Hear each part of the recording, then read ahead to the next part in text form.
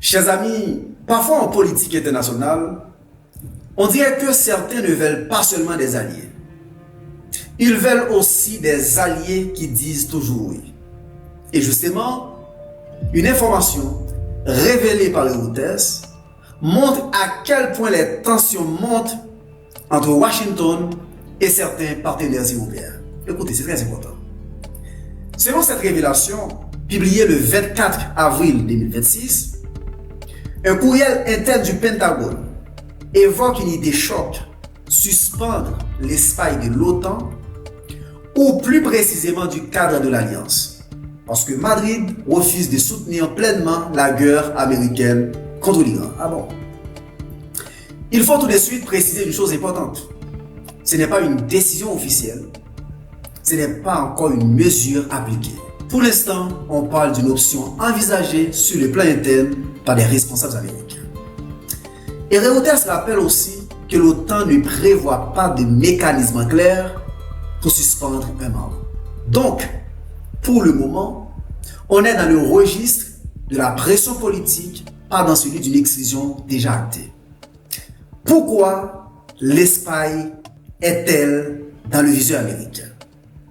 Parce que Washington reproche à Madrid, comme à d'autres alliés européens, de ne pas avoir apporté le soutien attendu aux opérations américaines contre l'Iran, notamment sur les questions d'accès aux bases, de survol et de logistique militaire. Autrement dit, les États-Unis de Donald Trump veulent montrer qu'au sein de l'Alliance, l'obéissance stratégique reste un sujet très sensible. Et ce n'est pas fini. Toujours selon Reuters, le Pentagone aurait aussi envisagé un autre moyen de pression: revoir la position américaine sur les Malouines, appelée aussi Fault Lines, par le Royaume-Uni. Là encore, l'idée serait d'envoyer un message à des alliés européens jugés trop hésitants. Londres a aussitôt réagi pour rappeler que pour lui, la souveraineté de ces îles appartient désormais au Royaume-Uni. Ah bon? Maintenant, allons un peu plus loin.